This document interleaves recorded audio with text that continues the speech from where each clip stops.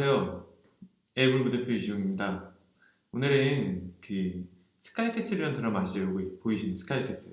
이 드라마에 대해서 조금 얘기를 해보려고 해요. 요즘에 최근에 계속 이제 이 드라마를 갖다가 제가 봤냐고 물어보시는 어머님들이 있고, 그거에 대해서 우리 같이 얘기 좀 해보자고 하시는 어머님들이 있어서, 실제 저도 이제 궁금해서 전 드라마 잘 안 보는데요. 이 드라마 한번 봐볼까 해서 이제 들어가서 한 1회부터 5회까지 봤습니다. 그래서 보면서 이제 느꼈던 거는, 어머님들이 오해하시는 부분들이 존재할 수 있겠구나. 또는 알아야 될 부분들을 정확히 아셔야 될 부분들이 있겠구나 하는 생각들이 들어서 이런 시간을 조금 가져봤어요.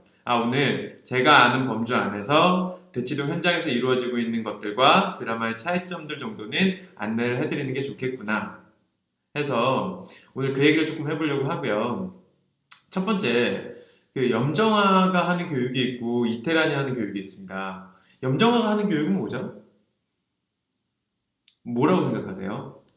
사실 아이의 하나부터 100까지죠.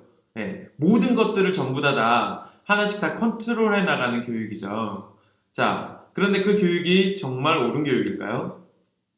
물론 드라마상에서는 그게 좋은 교육으로 비춰지진 않고 있어요.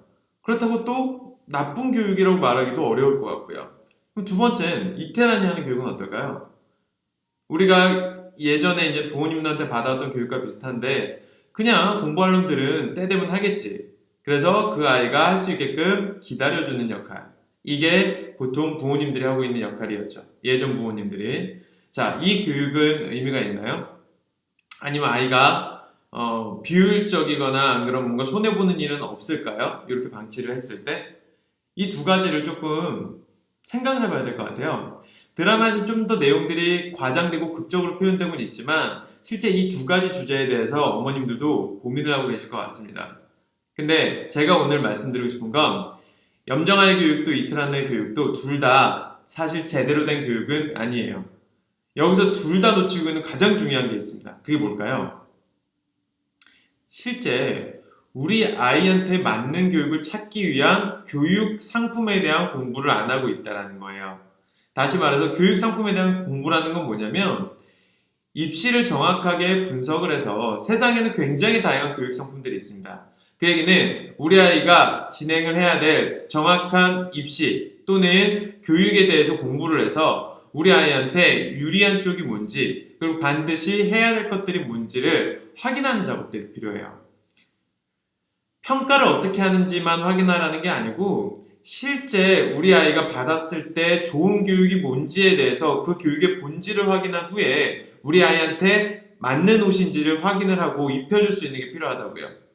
근데 이 둘은 주변에서 평가하는 내용 또는 주변에서 좋은 대학을 갔다라는 아이들 포트폴리오를 찾아 헤매는 또는 그거에 대해서 뭔가 받아먹으려고 하는 노력만 기울였지 실제로 우리 아이한테 그게 맞는 옷인지 노력을 기울이지 않고 있는 게 사실은 염정하고요.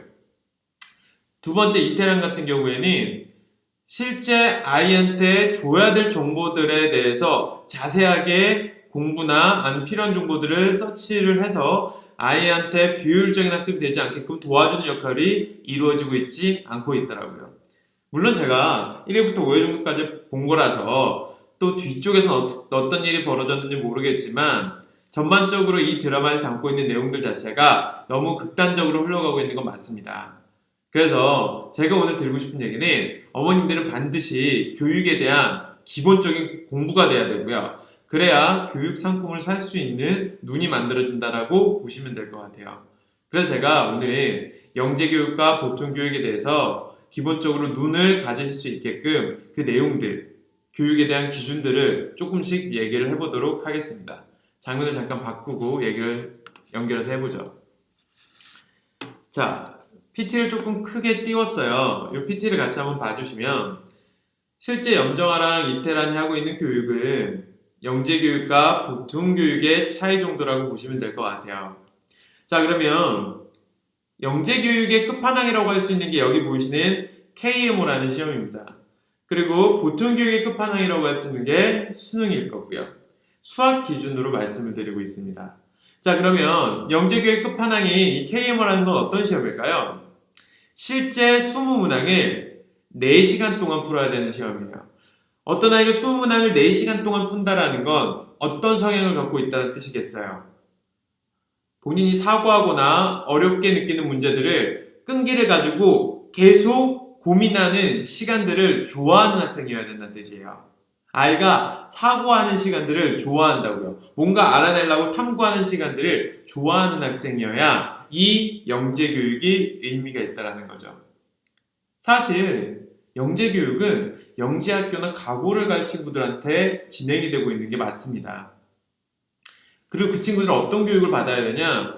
이 친구가 고등학교에 진학 전에, 쉽게 말하면 고등학교 전 과정에 대해서 고등학교 진학 전에 모든 것들을 다 편안하게 이수할 수 있어야 수학, 과학 분야에 대해서는 영재학교에 들어갔었을 때 실제 따라가는데 지장이 없게 돼요. 실제 영재학교나 과거의 커리큘럼을 보게 되면 고등학교 1학년 때부터 뭘 하지 않죠? 고등과정을 배우지 않습니다. 그 얘기는 이미 고등과정 윗수준을 배우기 때문에 현재 고등교과에 가는 내용들은 이미 중학교 때 마스터가 되고 올라와야 된다는 뜻이 될 겁니다. 그래서 영재교육을 시키길 원하신다라고 하면 K영어에서 뭔가 수상을 해야 된다는 아니에요. 단 아이가 사고하는 것들을 정말 좋아해서 실제 4시간이 됐건 아니면은 2시간이 됐건 특정 문제를 줬을 때 끝까지 사고하는 습관들을 갖고 있는 학생들이 영재교육을 하는 게 맞다라고 보여집니다. 자, 그리고 수능은 30문제를 100분을 보는 시험이에요.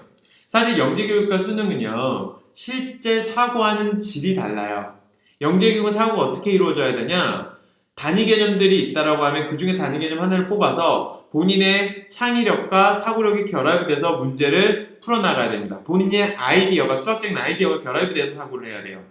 하지만 수능이라는 녀석은 단위 개념 여러 개가 있다라고 했었을 때 이 단위 개념들을 연결시키는 사고들이 필요해요. 이 단위 개념 안에서 연결하는 사고가 필요한 거고요. 영재교육 같은 경우에는 본인의 아이디어나 창의력이 결합이 돼야 된다고 보시면 될 것 같습니다. 그래서 사고하는 습관과 사고하는 결이 좀 다르다라고 이해를 하셔야 될 것 같고요. 제가 이 얘기를 왜 꺼내냐? 그냥 경시를 하면 경시가 좀 더 어려운 거니까 수능은 당연히 잘할 거야 라고 생각하는 어머님들이 계세요. 그거는 절대 아닙니다. 그게 왜 절대 아닌지 뒤에서 좀 더 보여드릴게요. 실제 우리 KMO, 영재교육에서 다뤄야 될 내용들은 이런 내용들이 있어요. 자, 4가지 영역이 있고요. 그 4가지 영역에는 이런 단원들이 존재합니다. 보기만 해도 뭔가 굉장히 내용들이 많죠. 이런 내용들을 갖다가 아이들이 보통 초등학교 6학년부터 중학교 1학년 사이에 배워야 돼요. 그리고 이걸 기준으로 중학교 1, 2학년 때 KMO 1, 2차 시험을 보게끔 되어 있고요. 자, 그런데 이 양을 갖다가 제대로 학습하기 위해서는 아이의 학습량이 굉장히 많아야 될 수밖에 없습니다. 그 얘기는 다시 한 번 더 말하지만 아이가 끈기를 갖고 제대로 공부하는 시간이 많지 않으면 이 KMO라는 시험은 또는 이 영재교육이라는 건 아이가 소화하기가 쉽지가 않습니다.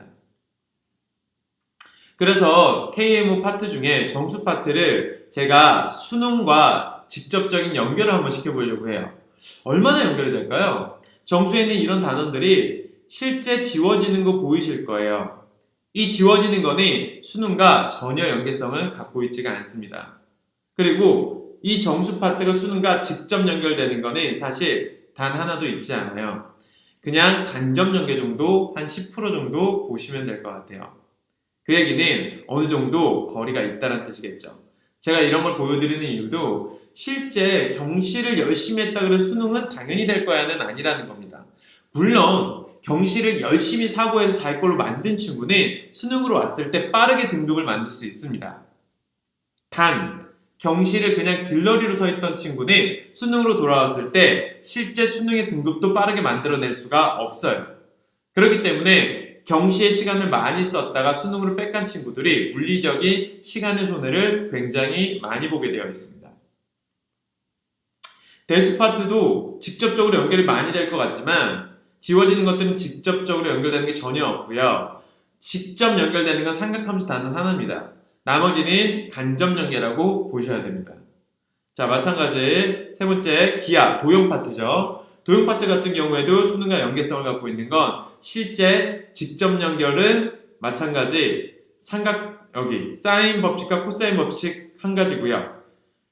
실질적으로 나머지 것들은 다 간접 연결이라고 보시면 될 것 같은데 실제 도형은요. 경시를 하기 위해서는 반드시 심화까지 들어가줘야지 맞아요. 그런데 수능을 하기 위해서는 기본적인 도형의 기본 내용만 명확하게 알고 수능의 대수 파트와 연결을 시켜도 아무 문제가 되지 않습니다. 그래서 도형에 심화를 하고 싶다라는 건 경시를 할 친구들은 반드시 해야 되는 게 맞고요. 수능에서 등급을 만들 친구들은 경시의 기본을 탄탄하게 만들어서 수능의 대수 파트와 연결을 시켜야 된다라고 인지를 하시면 될 것 같습니다. 자, 그 다음에 조합 같은 경우에는 실제 수능에 확률 통계 단원이 있기 때문에 연계율은 가장 단원적으로는 높습니다. 자, 그런데 이것도 마찬가지 간접 연계로 이루어져 있고 직접 연계가 되어 있다고 보기는 어려울 수 있을 것 같습니다. 왜? 아까 말씀드린 대로 사고의 결이 조금 다르다라고 보셔야 됩니다. 자, 제가 여기까지 말씀드렸던 이유가 실제 수능과 그 다음에 경시는 다른 점이 분명히 있습니다. 그리고 그 다른 점들을 정확하게 알고 교육을 선택을 하고 우리 아이 성향과 맞는지 안 맞는지를 알고 선택을 해줘야 문제가 안 되는 거지 그냥 편안하게 남들이 하니까 또는 남들 공부 잘하는 애들이 하니까 따라가는 건 아이한테 굉장히 비효율적인 학습을 시킬 수가 있습니다. 그래서 그건 반드시 조심하셔야 되고요. 지금 여기 보이는 EPT 화면은요. A급이 나름 중학교에서 어려운 문제집에 속하죠. 근데 A급 그 이후에 아이들이 봐야 될 문제집들을 제가 열거해 놓은 거예요. 무슨 얘기냐? 이쪽에 보이시는 경시 쪽, KMO 쪽만 보더라도 실제 굉장히 많은 문제집들을 다뤄줘야 돼요. 그리고 수능 쪽도 등급을 만들려면 마찬가지 굉장히 많은 문제집들을 다뤄줘야 됩니다. 둘 다 굉장히 많은 양을 갖고 있기 때문에 무게감이 있다는 걸 보여드리고 싶었어요. 자, 이걸 왜 보여드렸냐면요. 정확하게 물리적인 시간의 효율성을 생각하면서 계획을 짜지 않으면 한쪽으로 편중됐다가 나머지 것들을 하기 위해서는 굉장히 많은 비효율성을 가져갈 수밖에 없다는 건 어머님들이 아셔야 되기 때문에 제가 이거를 보여드렸습니다. 실제 그래서 아이들한테는 정확한 객관적인 진단이 필요하고요. 자, 그 진단을 집에서 좀 편하게 하실 거면요. KMO 1차 시험에서 정답률이 가장 높았던 문제들 기준으로 그 문제를 뽑아서 아이한테 테스트를 한번 해보세요. 실제 영재교육을 받기를 원하는 친구가 있다고 하면 KMO 1차 시험에 가장 정답률이 높았던 문제들을 모아서 최소 예를 들어 저는 한 12문제 모았는데 12문제 이런 걸 주고요. 실제 아이가 2시간을 줬을 때 얼마나 끙끙거리면서 풀 수 있는지라도 판단을 해보시라고요. 아이가 점수가 좋진 않아도 이걸 끝까지 잡고 끙끙거리면서 풀 수 있는 끈기 있는 아이라고 하면 그 아이는 경시를 해도 뭔가 얻어갈 수 있는 게 분명히 있을 겁니다. 근데 그게 아니고 그냥 좀 하다가 포기를 하거나 아니면 이 문제를 제대로 풀어보려고 노력도 안 한다라고 하면 그 아이 같은 경우에는 실제 경시를 시켰을 때 들러리에 불과하지 열심히 자기 걸로 만드는 작업은 이루어지기 어렵다고 보셔야 될 것 같아요.